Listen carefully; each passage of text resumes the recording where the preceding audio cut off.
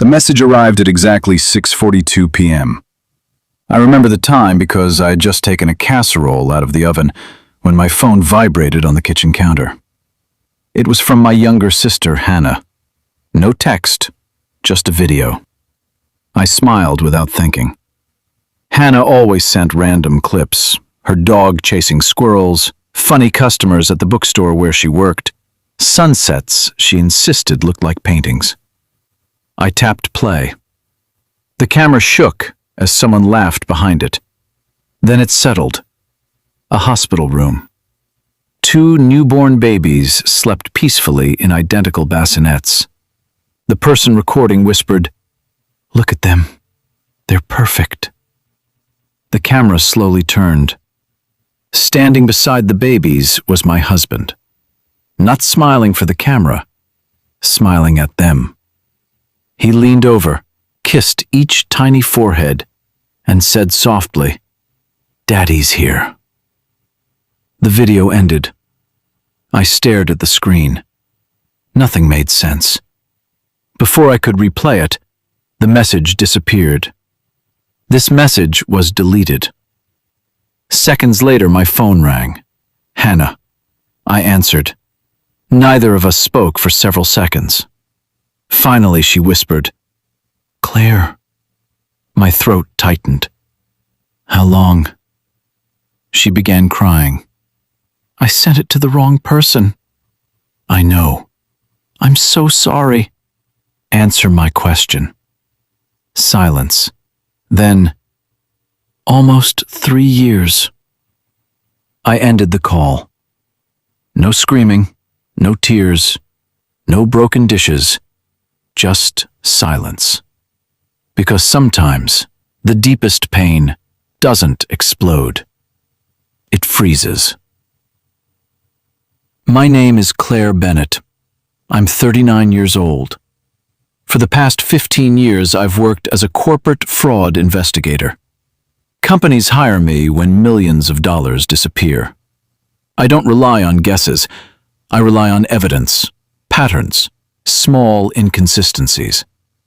People think lies fall apart because someone confesses. They don't. They fall apart because people become comfortable. Comfortable people stop paying attention.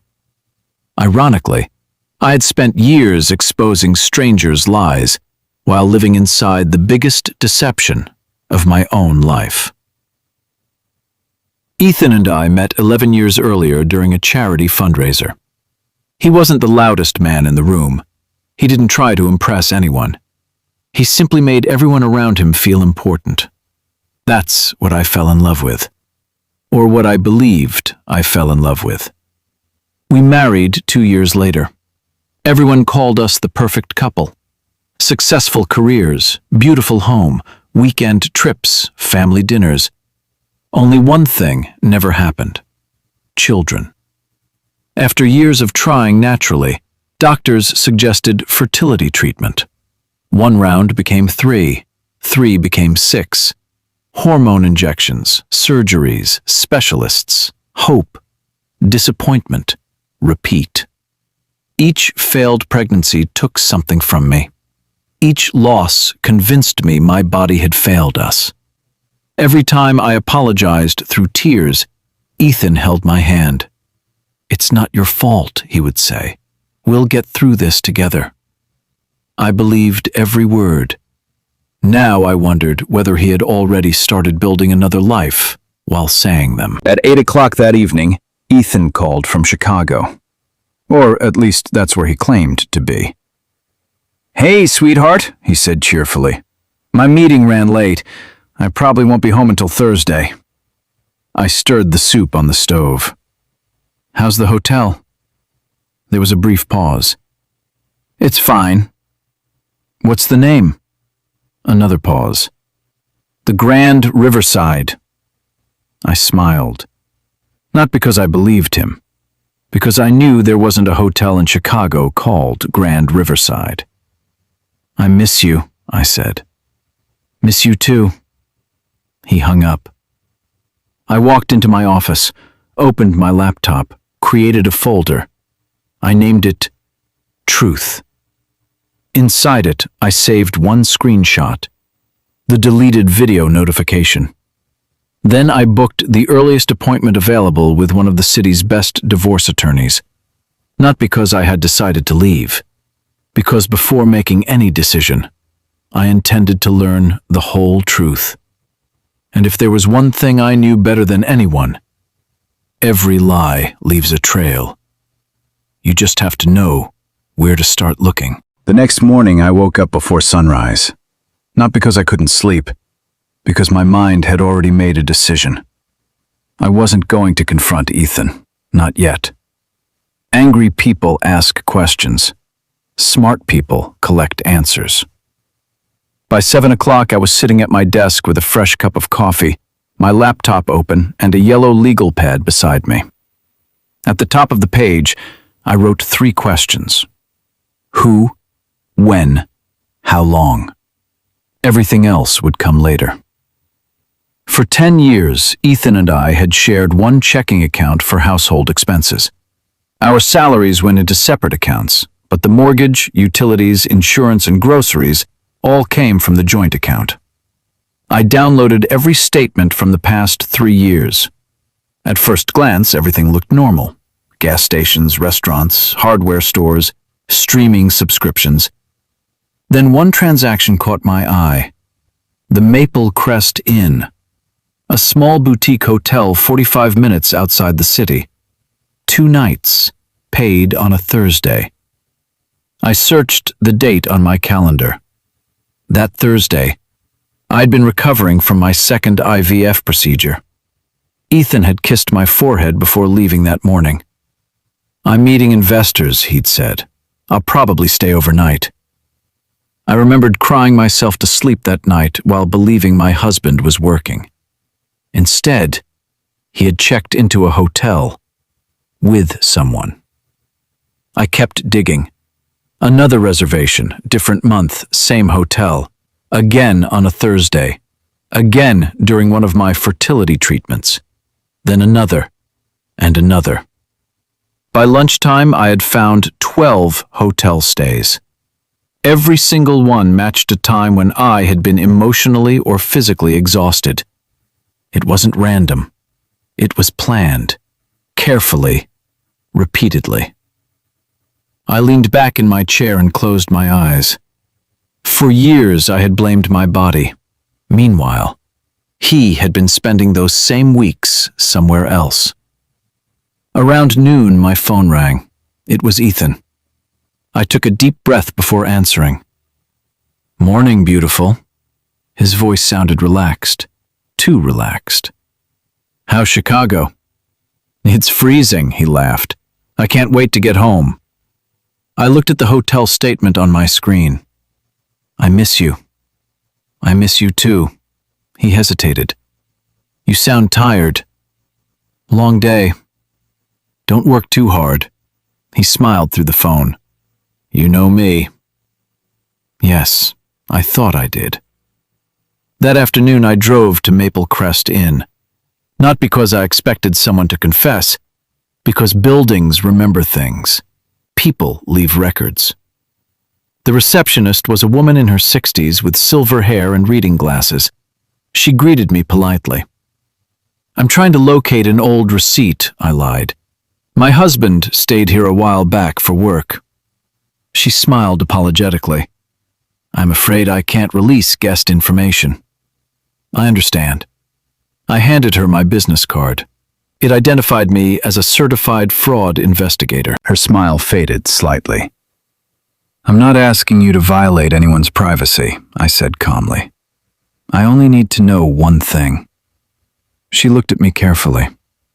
"Did my husband ever stay here alone?" She didn't answer, but she didn't need to. Her silence was answer enough. Outside the hotel stood a small cafe. I ordered coffee and sat by the window. From there I could see the entrance. People arrived, people left. Couples, families, business travelers, ordinary lives. I wondered how many secrets had walked through those doors. Mine certainly had. That evening I received another unexpected call. Not from Ethan. From my father-in-law, Richard Bennett. He rarely called unless it was someone's birthday. "Claire," he said softly, "do you have a minute?" "Of course."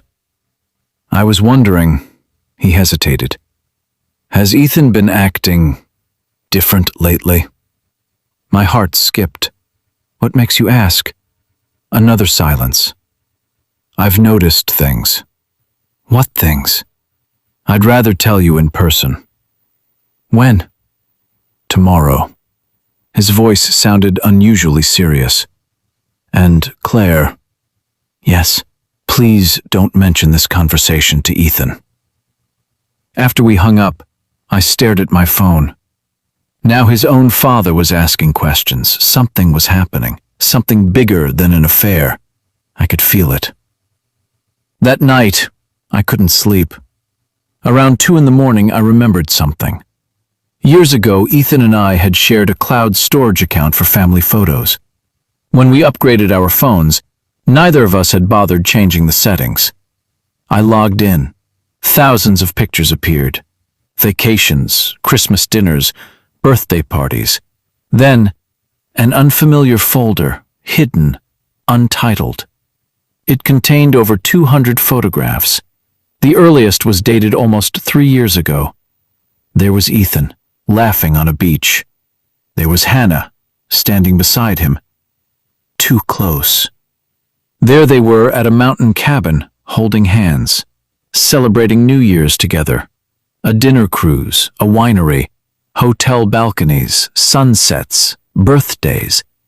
An entire relationship, carefully documented, accidentally backed up. I didn't cry, not anymore. The tears belonged to the woman I had been yesterday. Tonight, I was simply gathering evidence. As I continued scrolling, one final photograph appeared. It wasn't romantic. It wasn't even recent. It showed Ethan leaving a medical clinic. Standing beside him was an elderly woman. His mother. Both of them looked frightened. The timestamp was 8 years ago. Exactly 1 week after our fertility specialist had ordered our final round of testing. I stared at the image for a long time. Something about it didn't fit. Affairs made sense, hotels made sense, lies made sense. But this picture belonged to a different story. A story that had begun long before Hannah entered Ethan's life. And for the first time since watching that video, I realized I wasn't just uncovering an affair. I was uncovering a secret. One that someone had buried for nearly a decade. I arrived at Richard Bennett's house at exactly 9 o'clock the next morning. He had lived in the same brick home for over 30 years. It was the house where Ethan had grown up, the place where we celebrated Christmas every year, where family photos lined the hallway, where I had always felt safe. That morning, it felt different. Richard opened the door before I knocked. He looked older than I remembered. His shoulders were slumped. Dark circles framed his eyes. He hadn't been sleeping. "Come in," he said quietly. The coffee was already waiting. Neither of us touched it. For several minutes, we sat in silence. Finally, Richard spoke. "I've wanted to call you for weeks." "Weeks?" He nodded. "I noticed changes." "What kind of changes?" "Ethan stopped coming here." That surprised me. He used to visit every Sunday. "He always said he was working." Richard gave a tired smile. "So did I." He leaned forward. "Claire, has he ever lied to you about business trips?" I looked into his eyes. There were no business trips. Richard closed his eyes. "I was afraid you'd say that." He stood and walked toward the bookshelf. From the top shelf, he pulled down a small wooden box. Inside were dozens of old photographs. Most were ordinary family memories. Birthday parties, fishing trips, school graduations. Then he handed me one picture. It showed Ethan, his mother, a woman wearing a white doctor's coat, the same woman I had seen in the cloud photo. When was this taken? I asked. 8 years ago. The fertility clinic? Richard nodded slowly. Your last appointment. I looked back at him. You knew. I knew something wasn't right. But nobody would tell me what, I swallowed. What happened that day? Richard took a long breath. I came to pick Ethan up. He wasn't alone. His mother came out first. She was crying, and the doctor handed her an envelope. What was inside? I don't know. But after that day, he looked away. Everything changed. I reached into my purse and showed him the screenshot of the twins. Richard stared at it. His face lost all color. My God. You didn't know? He slowly shook his head. No. He looked at Ethan holding the babies, then back at me.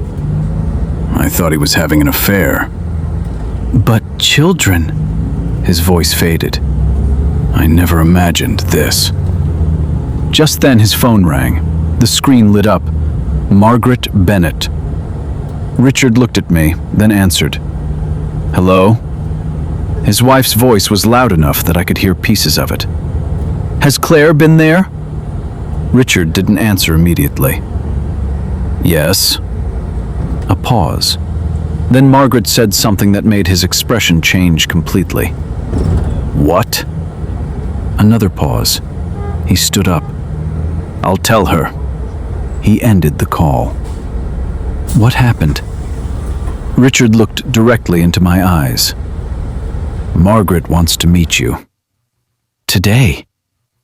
She says... He hesitated. She can't carry the secret anymore. A chill ran through my body. What secret?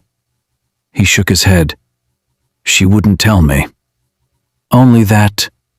His voice became almost a whisper. It isn't about the affair. An hour later, I parked outside a quiet lakeside cafe on the edge of town. Margaret was already there. She sat alone near the window. A leather folder rested beside her untouched tea. She looked exhausted, as if she had aged 10 years since Christmas. When she saw me, she stood immediately. I'm sorry, she whispered, for everything.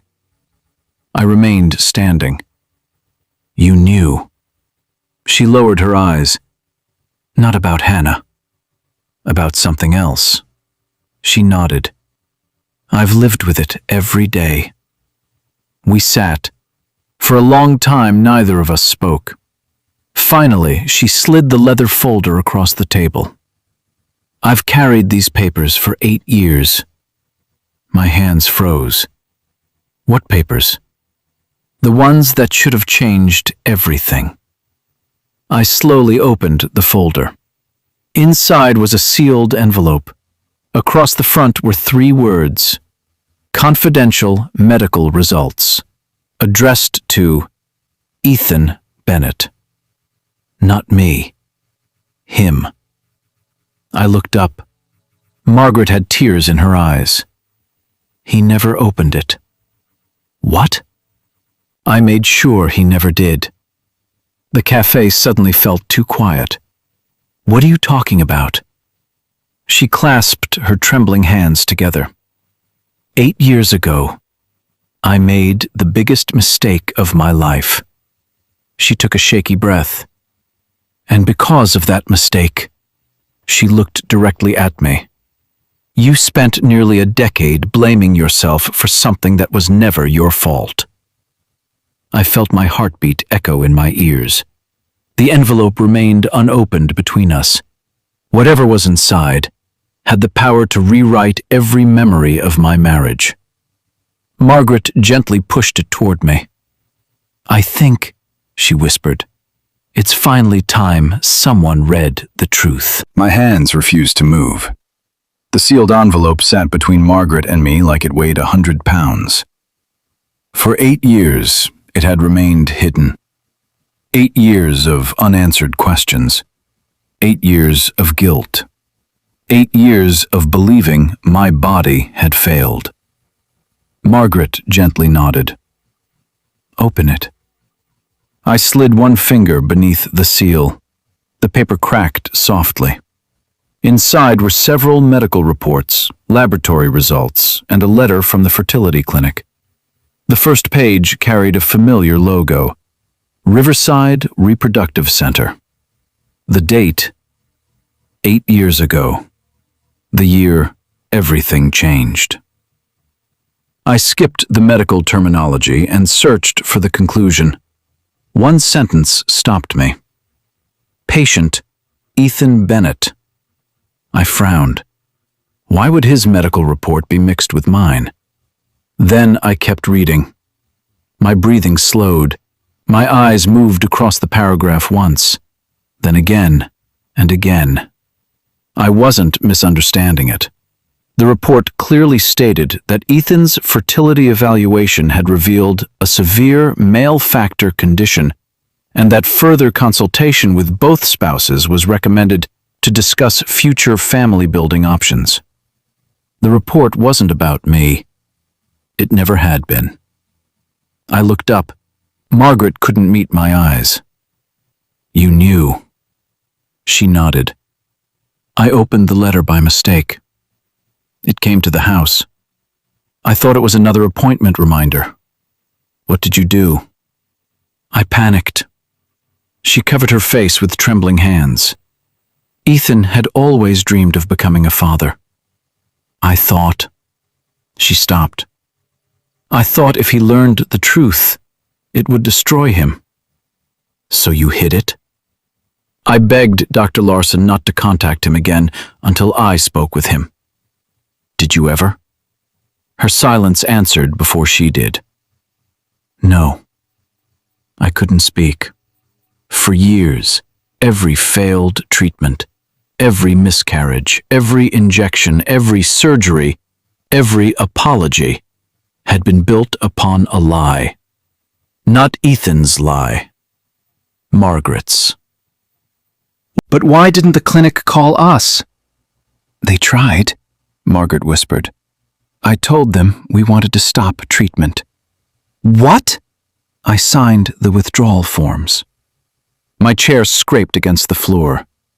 You signed documents pretending to be us? She nodded, crying openly now. I thought I was protecting my son. Instead, she had stolen 8 years of our lives. I stared out the cafe window. People walked by carrying shopping bags. Children laughed near the fountain. Life continued, as though mine hadn't just been rewritten. Finally, I asked, did Ethan ever know? Margaret looked at me immediately. No, I swear to you.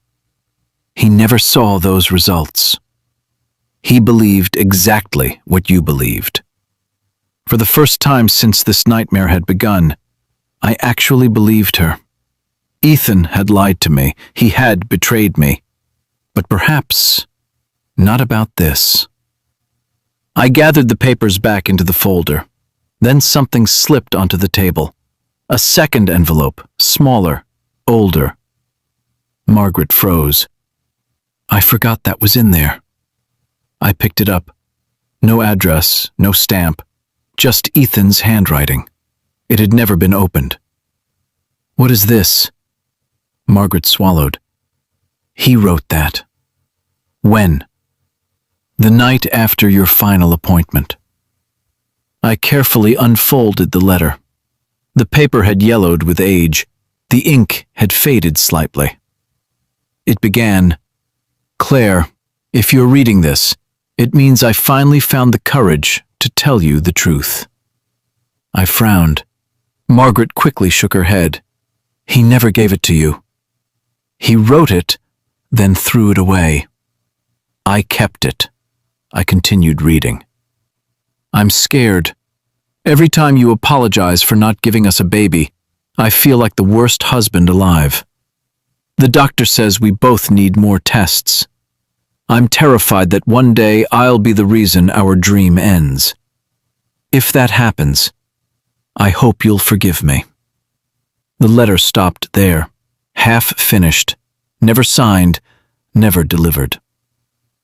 Tears filled my eyes for the first time, not because of the affair, not because of Hannah, because I suddenly realized, 8 years ago, before all the lies, before the betrayal, Ethan had actually been trying to protect me, too. He simply never learned the truth himself. Someone else had decided it for him. Margaret spoke softly. "The affair came years later, after you both stopped trying. I don't know exactly why. But I know this." She looked directly at me. "The man who betrayed you is not the same man who wrote that letter." I folded the pages carefully.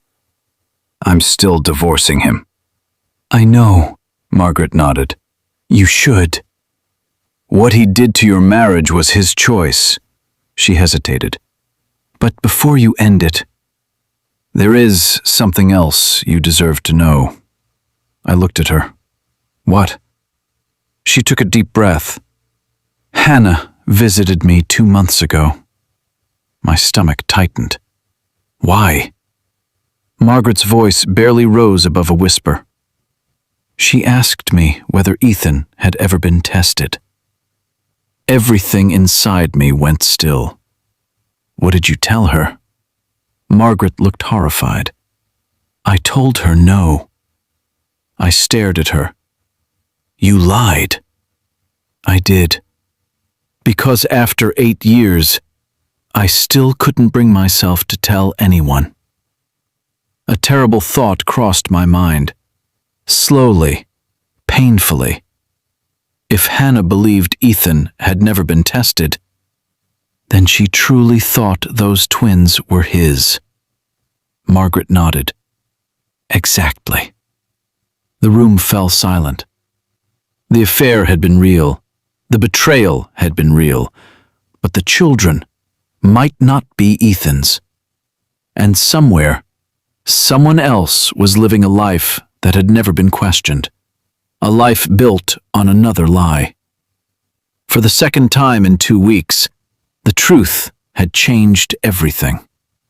For the first time since this nightmare began, I wasn't thinking about my marriage.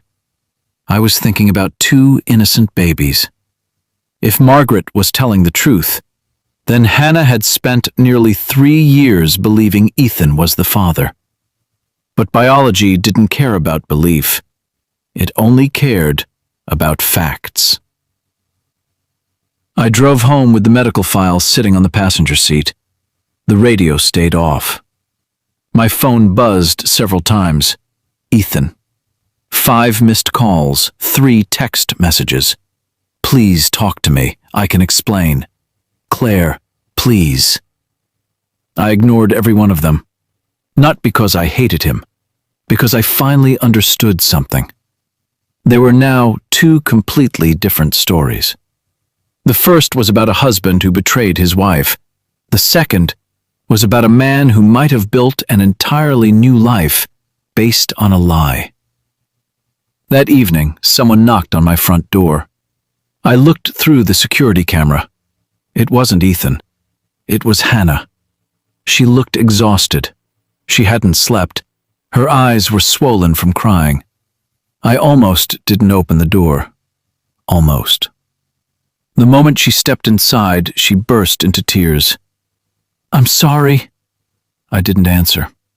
She fell into the nearest chair. "I know saying sorry doesn't matter anymore." "It doesn't." She nodded. "I know." For several minutes, the only sound in the room was her crying. Finally, I asked, "When were the twins born?" 6 weeks ago." "When did your relationship with Ethan begin?" She wiped her eyes. "About 3 years ago." "Did you know he was still trying to save our marriage?" She lowered her head. He told me things were over. He said you stayed together because neither of you wanted to admit the marriage had failed. I closed my eyes. Another lie. Then I asked the question that mattered. Hannah, did you ever sleep with anyone else? Her head snapped up. What? Answer me. She looked shocked. No. Never. Are you sure? Claire. She looked almost offended. Of course I'm sure. I walked into my office, returned with the medical report, placed it on the coffee table. She frowned. What is this? Read it. Slowly, she began reading. Halfway through the second page, her face turned white. No, she whispered. This can't be right. She read it again, then looked at me. What does this mean? I answered quietly. It means Ethan's diagnosis 8 years ago makes natural conception extremely unlikely. She stared at me. No. No. She shook her head over and over. That's impossible. She stood so quickly the chair tipped backward. There has to be some mistake. I only slept with Ethan. Her breathing became rapid. This report has to be wrong. I said nothing. She grabbed her phone. I'm calling him. Ethan answered immediately. Hannah, you need to come here. Now. Her voice was shaking. I'll be there in 20 minutes. Exactly 19 minutes later, his car pulled into the driveway. He walked inside without saying a word. Then he saw Hannah. He saw the medical report, and he saw my face. He understood instantly that something had changed. What happened? No one answered. Hannah slowly handed him the report. I need you to tell me, she whispered. Is this real? Ethan frowned. I've never seen this before. Read it. He did. The room became completely silent. His eyes moved faster and faster across the pages, then stopped. He looked at the date, 8 years ago. He looked at his mother's signature on the withdrawal forms, then back at me. I swear, his voice cracked. I've never seen these. For the first time, I believed him completely. Hannah stepped closer, then explained something. He looked at her. If this diagnosis is true, she could barely finish the sentence. Whose children are they? No one spoke. No one moved. The silence stretched for nearly a minute. Finally, Ethan whispered, I don't know. His words hit Hannah harder than any accusation could have. She slowly backed away. No. No. She began crying uncontrollably. I never cheated on you. I swear I didn't. Ethan wasn't listening anymore. He had reached the final page of the report, a handwritten note from Dr. Larson. Recommended, repeat testing to confirm diagnosis. His eyes narrowed. Repeat testing. He looked up. It says recommended. It doesn't say confirmed. He looked at me. I need another test, immediately. The next morning. Ethan was the first patient waiting outside Riverside Medical Laboratory before it opened. The doctor reviewed the old report carefully, then looked at Ethan. Medical science has changed a lot in 8 years. The only thing that matters now is what your results say today. Blood samples were taken. Additional examinations were scheduled. The doctor closed Ethan's file. The laboratory will have preliminary results within 48 hours. 48 hours. It sounded simple, but for 3 people, those 2 days would decide the fate of an entire family. Because somewhere between betrayal, forgiveness, and the truth lived 2 innocent little babies. and no one knew who their father really was. No one slept that night. Not Ethan, not Hannah, and certainly not me. For the first time since the affair came to light, we were all waiting for the same thing: the truth. The next 2 days felt strangely quiet. There were no arguments, no accusations, only silence. Ethan rented a room at a nearby hotel. Hannah stayed with a friend. I remained alone in the house that had once felt full of dreams. Every room reminded me of a different version of our life. The nursery we had painted soft yellow 8 years earlier. The dining table where we had celebrated anniversaries. The living room where Ethan had once held me after another failed IVF cycle and whispered, "We'll have our miracle someday." Back then, I believed him. Late Wednesday afternoon, my phone rang. It wasn't Ethan. It was Dr. Larson. "Claire," she said gently, "I know you're no longer my patient, but Ethan has authorized me to discuss today's results with everyone involved." I closed my eyes. "They're ready?" "Yes." "Can you come to the clinic?" 30 minutes later, I walked into the same consultation room where our fertility journey had begun 8 years earlier. Ethan was already there, so was Hannah. Neither of them looked at each other. Dr. Larson entered, carrying a single folder. She placed it on the desk. No one spoke. "I repeated every recommended test," she began. "Twice." She looked at Ethan. "The results are conclusive." Ethan swallowed hard. Dr. Larson opened the file. "Your condition was diagnosed correctly 8 years ago." She paused. "It has not changed." The room became completely still. "What does that mean?" Hannah whispered. The doctor answered carefully.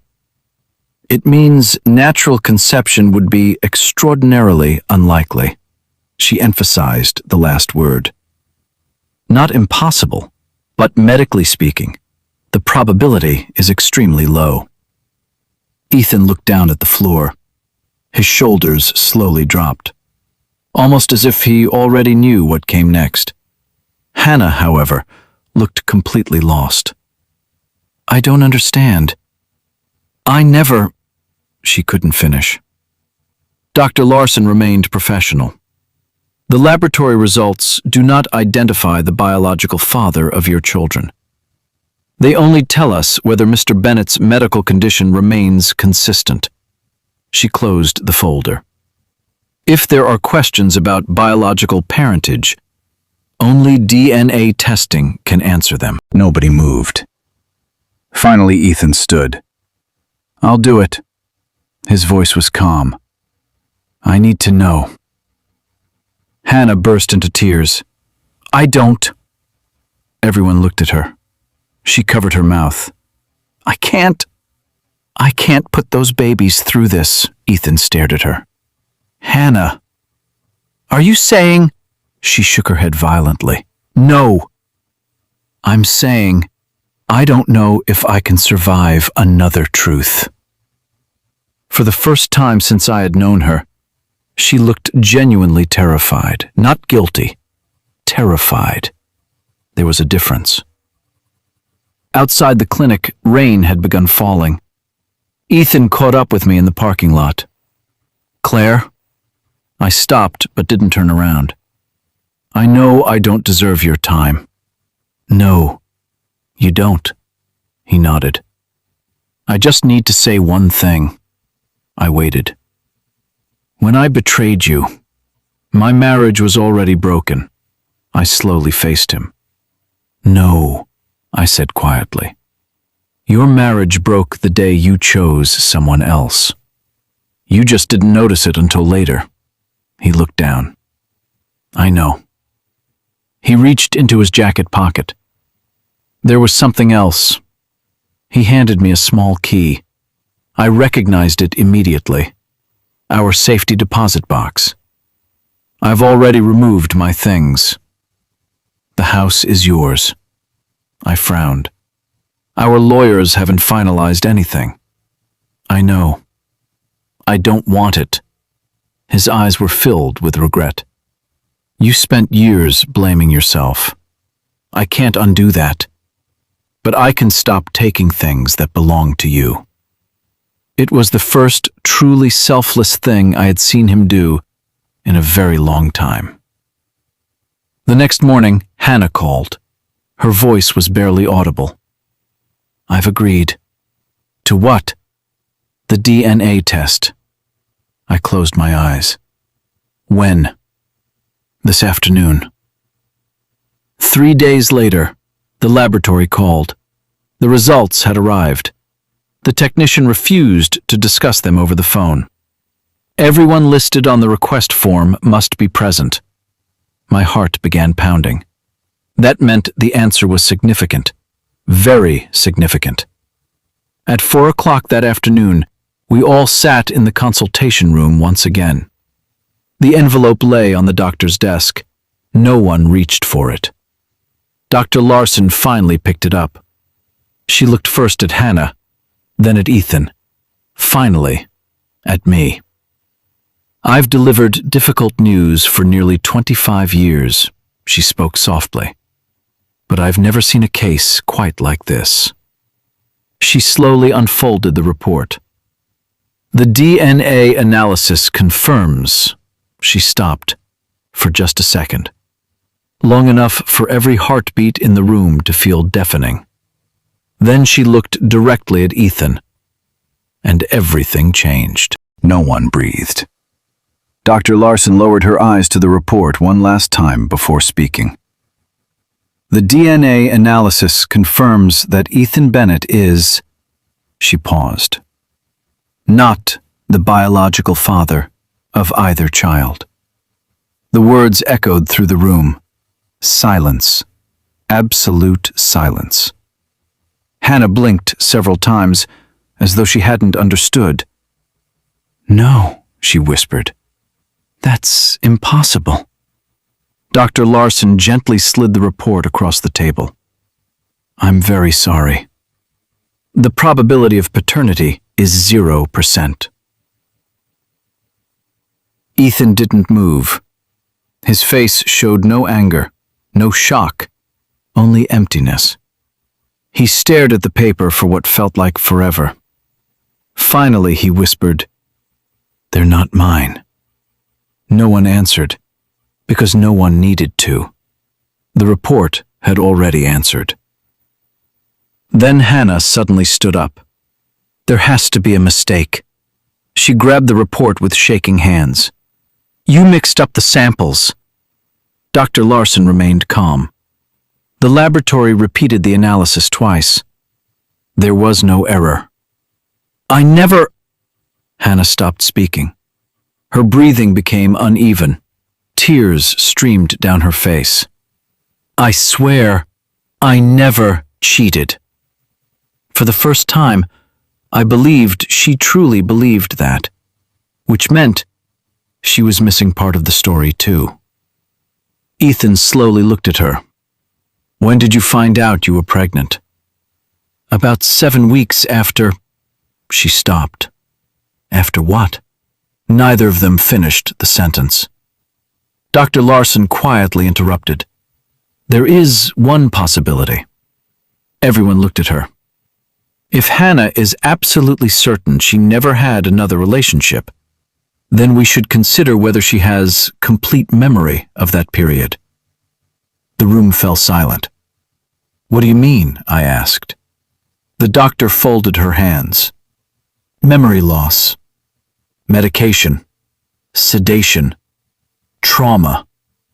They're rare, but they happen. Hannah suddenly grabbed the edge of the table. Her eyes widened. No. Ethan looked at her. What? She covered her mouth. There was... She stopped breathing for a moment. There was one night. Every person in the room froze. It was about 3 years ago. I left work late. It was raining. I remember driving home. Her voice became distant. Then, nothing. She frowned.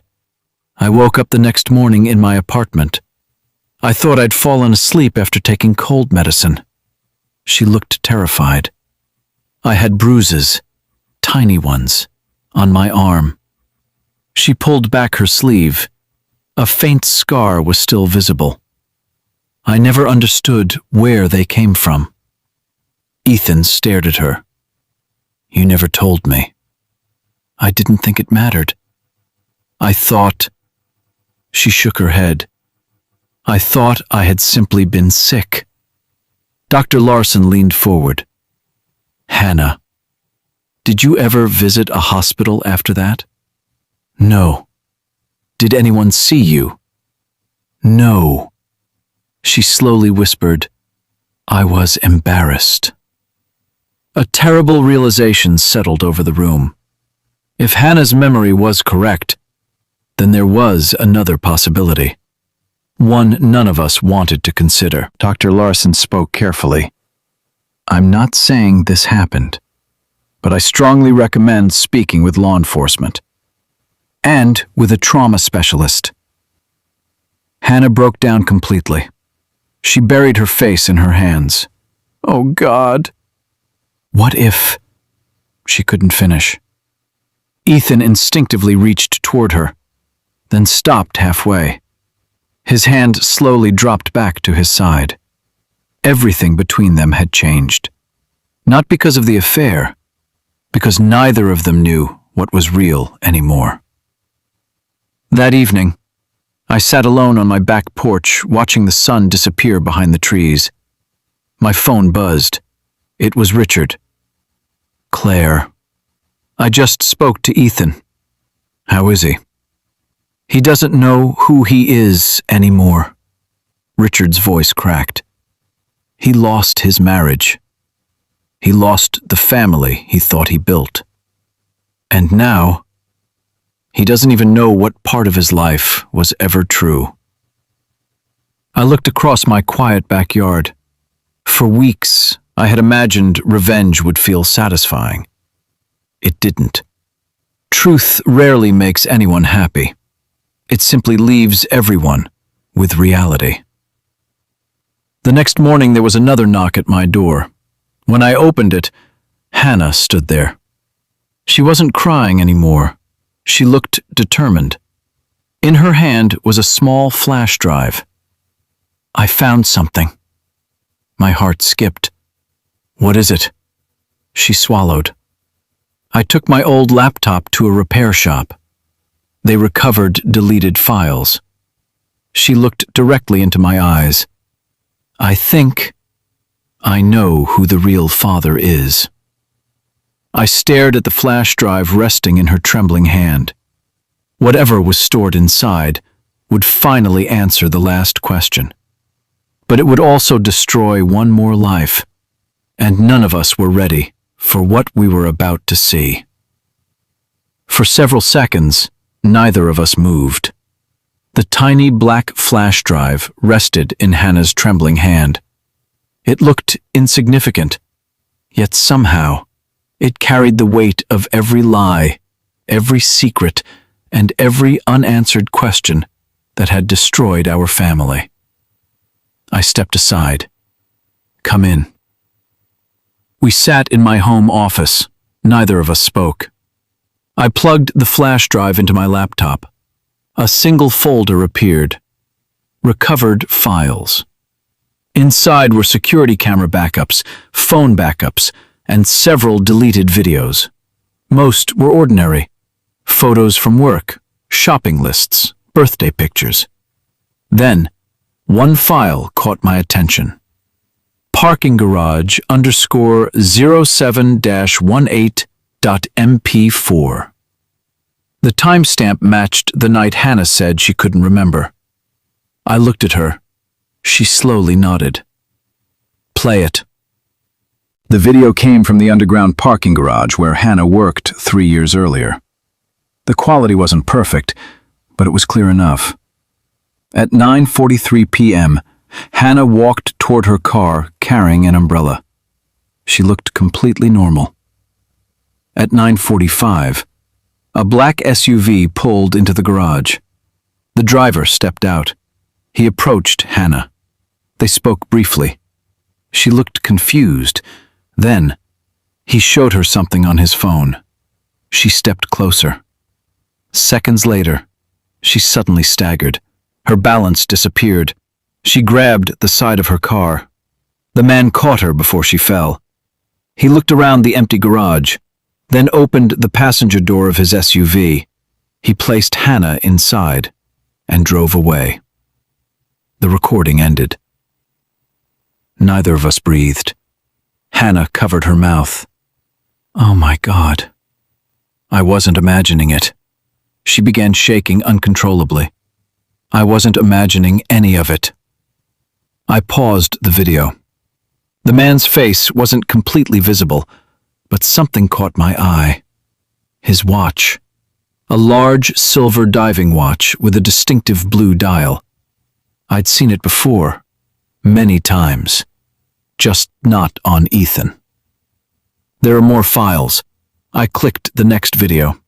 This one was recorded outside Hannah's apartment building. Time, 4:58 a.m. The same SUV stopped outside. The man carried Hannah to her front door. She couldn't even stand. He unlocked her apartment, stayed inside for almost 15 minutes, then left. Before driving away, he looked directly toward the security camera. The image sharpened. Hannah gasped. No. I froze. I recognized him instantly. It wasn't Ethan. It wasn't anyone in our family. It was Dr. Michael Carter, the fertility specialist who had taken over our case after Dr. Larson retired. Years earlier, he had also become Hannah's personal physician for routine checkups. My heart pounded. This can't be. Hannah stared at the screen. I trusted him. He knew everything about me. He knew where I worked. He knew I lived alone. Just then, my phone rang. It was Ethan. I answered immediately. Claire. His breathing was heavy. I found something. So did we. What? You need to come here. 20 minutes later, Ethan walked into my office. He looked exhausted. He hadn't shaved. His eyes were red. Then he saw the paused video. His face turned pale. Is that? I nodded. He watched the entire recording without speaking. When it ended, he sat down slowly. I know him. So do I. Ethan rubbed his forehead. He wasn't only our doctor. He invested in my logistics company. I stared at him. What? He bought 15% of the business. 3 years ago, the exact same year the affair had begun. Something clicked in my mind. Not a suspicion, a pattern. One I'd seen countless times investigating financial fraud. Money, influence, access, opportunity. They often appeared together. I opened another recovered folder. Emails, contracts, invoices. One document stood out immediately. A consulting agreement signed by Ethan Bennett and Michael Carter. The date made my stomach turn. It had been signed just 5 days before Hannah disappeared from the parking garage. Ethan slowly read the contract. I barely knew him. He invested through one of his companies. I never met him more than twice. Then he noticed something handwritten in the margin. A phone number. Not Michael's. Another man's. The contact name simply read A. Walker. No first name, no company, nothing else. Before any of us could speak, someone knocked on my front door. 3 slow knocks. We looked at each other. None of us had invited anyone. I checked the security camera. Standing on my porch was Richard Bennett. But he wasn't alone. Beside him stood a man in a dark suit. He held a leather badge wallet in one hand. When he opened it toward the camera, the gold shield caught the porch light. Federal Bureau of Investigation. The agent looked directly into the camera and said, "Mrs. Bennett, we need to talk about Dr. Michael Carter." My hand froze on the doorknob, because in that single moment, I realized our family's tragedy had never been just an affair. It was part of something much, much bigger. I opened the front door. Richard stepped inside first. Behind him was a tall man in a dark navy suit. He showed us his badge. Special Agent Daniel Reeves, FBI. He looked around the room before speaking. I apologize for arriving unannounced. But this couldn't wait. His eyes stopped on the paused image of Dr. Michael Carter displayed on my laptop. "I see you've already discovered him." Ethan slowly stood. "You know Dr. Carter?" Agent Reeves nodded. "For almost 2 years." The room fell silent. "We've been investigating him as part of a federal medical fraud case." Hannah frowned. "Medical fraud?" Reeves placed a thick folder on the table. "It started as insurance fraud. Then illegal fertility procedures. Eventually, it became something much darker." My heart sank. "What do you mean?" The agent opened the file. Over the last 5 years, several women treated at different fertility clinics reported unexplained gaps in memory. They were unrelated. They lived in different states. The only common connection, he pointed to a photograph. Dr. Michael Carter. Hannah's face turned white. "I wasn't the only one?" "No," Reeves answered quietly. "You weren't." The room remained silent for several moments. Then Ethan spoke. "The twins." The agent nodded. "We'll need a DNA sample from both children. And from Dr. Carter. We already have a court order." Hannah buried her face in her hands. "I trusted him. I told him everything. He knew I wanted children someday." Her voice broke. "And he used that against me." 3 weeks later, the results arrived. Everyone gathered at the federal courthouse. This time, there were no surprises. The DNA report confirmed what none of us had wanted to believe. Dr. Michael Carter was the biological father of both twins. Hannah didn't cry. Not anymore. She simply stared through the courtroom window. Sometimes pain becomes so large, there are no tears left. Within days, more women came forward. The investigation expanded across several states. Former employees testified. Hidden records were recovered. Security footage surfaced. The case made national headlines. Dr. Carter was arrested on multiple federal charges, including fraud, assault, and numerous other serious offenses. His medical license was permanently revoked. Justice, though delayed, had finally begun. Several months later, my divorce hearing arrived. Ethan and I sat across from one another for the last time. There were no arguments, no bitterness, only honesty.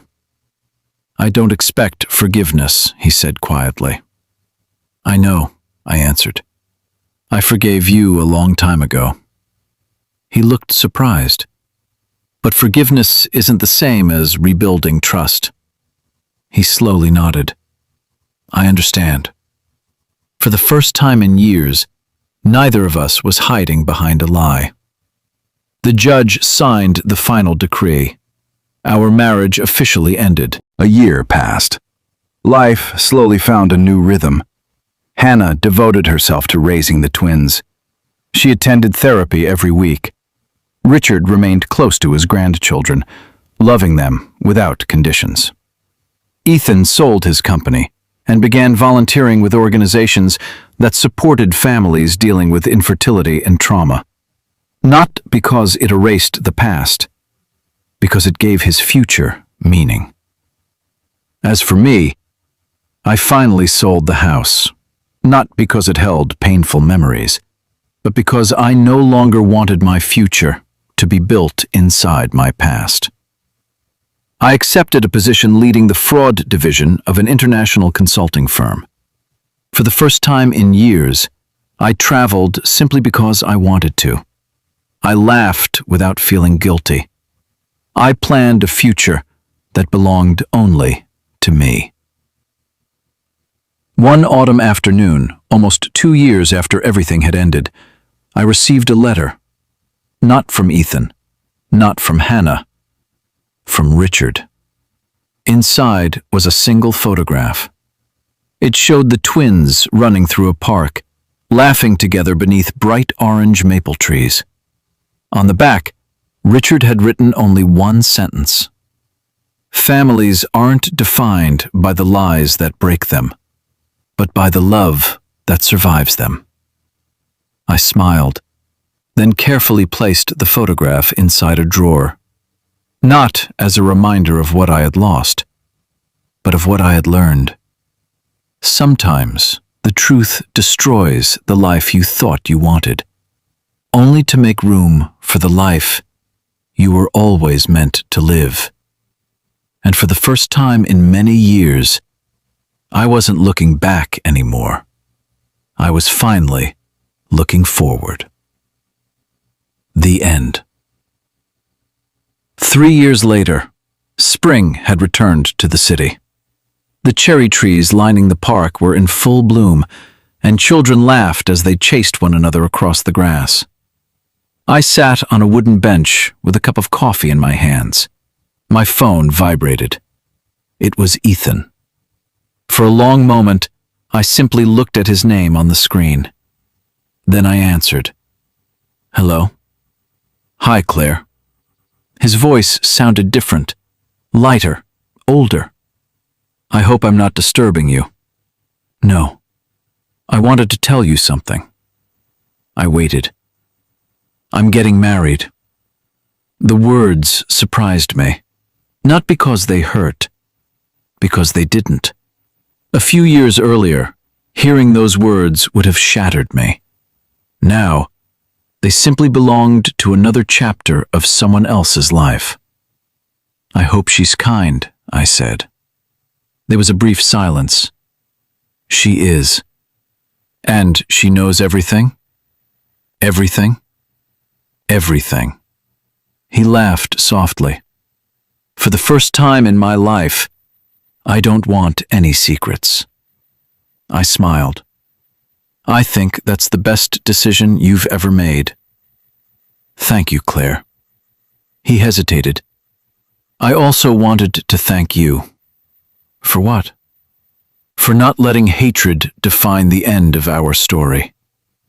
After a few more words, we said goodbye. Neither of us said, I love you. Neither of us needed to. Some relationships don't end because love disappears. They end because trust does. A month later, Hannah invited me to the twins' birthday party. I wasn't sure whether I should go, but Richard insisted. They ask about you all the time. So I went. The twins ran through the garden with balloons tied around their wrists.